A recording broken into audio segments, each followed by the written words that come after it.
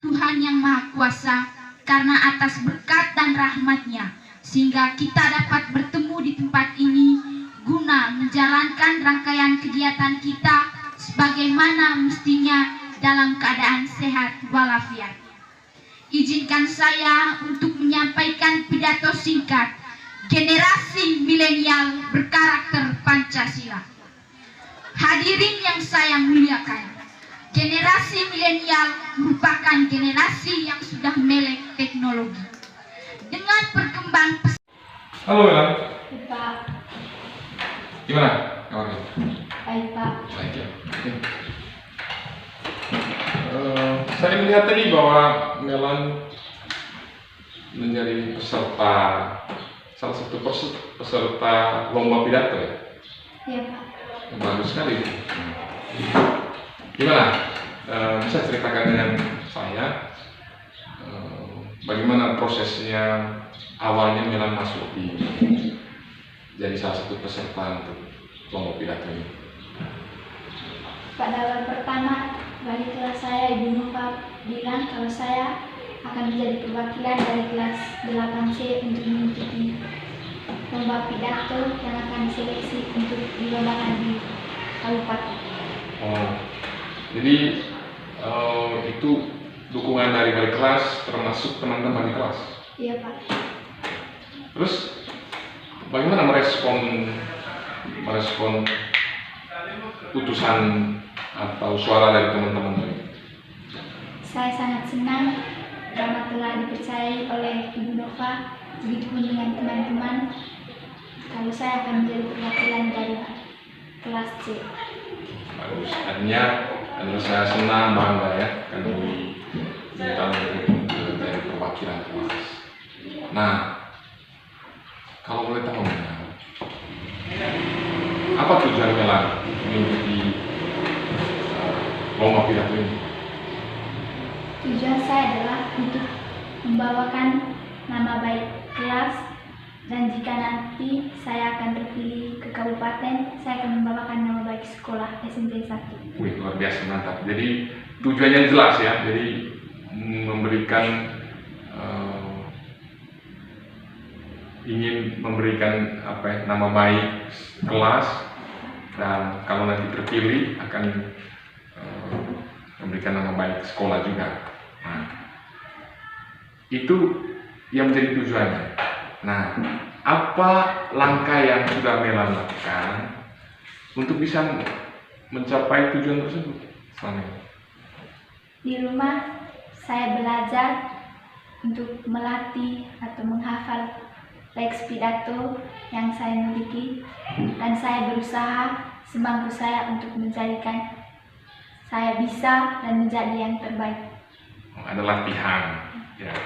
Selain itu ada lagi di rumah. Oke. Apa pernah mencari tutorial misalnya orang berpidato seperti apa? Ya Pak, waktu itu saya cari di YouTube bagaimana cara berpidato yang baik dan benar. Oke. Akhirnya saya menemukan dan belajar dan terus berlatih. Apa poin yang didapatkan dari tutorial itu yang Melan sudah terapkan dalam latihan? Harus bisa memahami materi, bisa menghafal dan menguasai teks, dan bisa menguasai penonton atau audiens. Tidak usah gugup, dan sebelum berkegiatan kita harus bisa percaya diri. Terus sejauh ini Melan sudah merasa yakin, percaya diri? Ya Pak. Karena apa? Apa yang membuat Melan yakin dengan percaya diri ini? Karena dari komentar dari Dewan Juri tadi membuat saya merasa bahwa saya sudah mempunyai rasa percaya diri jika saya tampil. Jika tampil sudah nggak bisa percaya. Nah, dari sekian banyak latihan, terus cara tutorial dan segala macam, mungkin ada hal yang belum Melan pikirkan, atau dari praktik tadi, atau dari yang Melan lakukan di depan tadi, di depan Melan juri, di depan teman-teman. Bagaimana Melan menilai tampilan atau penampilan Melan hari ini? Saya merasa bahwa saya bisa. Bisa. Adakah hal yang ingin dilakukan lebih setelah ini? Kira-kira mana? Bagian mana yang perlu dikembangkan terus? Saya ingin berusaha belajar untuk bisa mewakili SMP 1 ke kabupaten.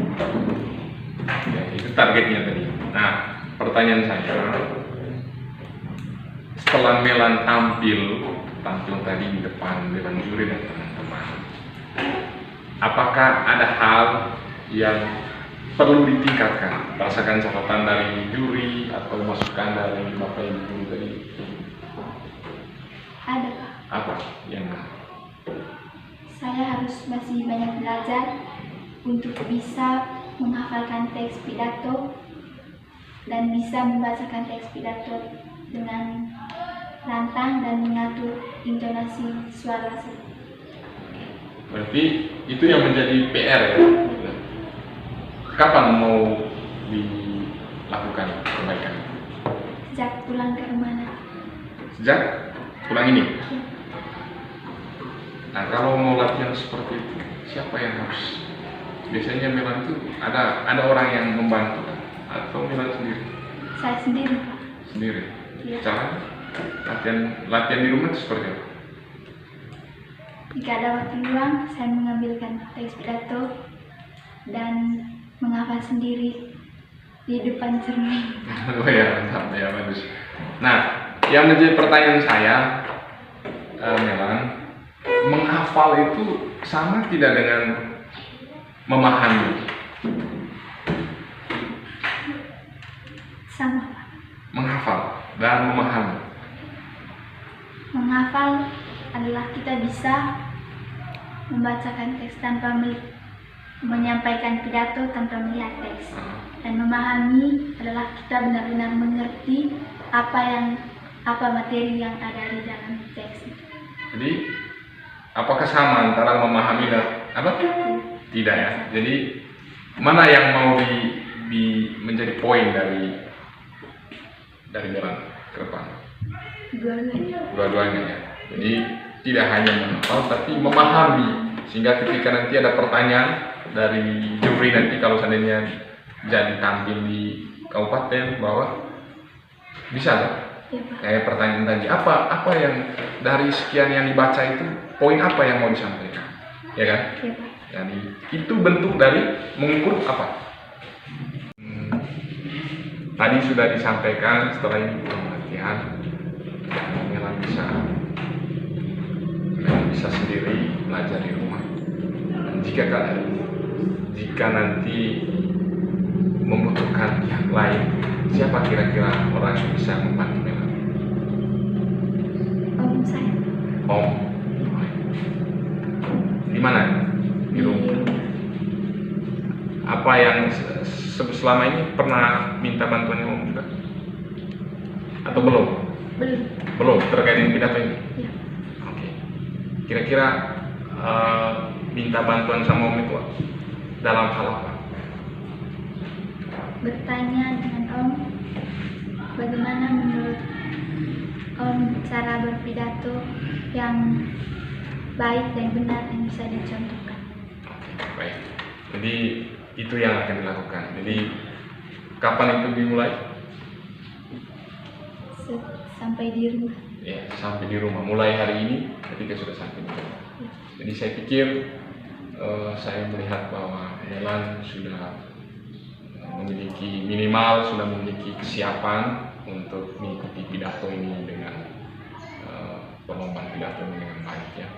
Dan saya mendukung kami semua kepada ibu guru, saya tentunya mendukung juga teman-teman bisa memberikan Melan bisa memberikan yang terbaik untuk kehidupan teman-teman lain dalam waktu kali ini. Kami ingin melihat apa yang Melan sudah sampaikan tadi dengan saya, mudah-mudahan bisa direalisasikan dan bisa memberikan atau menunjukkan hasilnya nanti, bahwa yang Melan sampaikan tahapan-tahapannya menurut kami itu bukan hanya kata yang disampaikan tapi bukti, ya. Bisa Melan?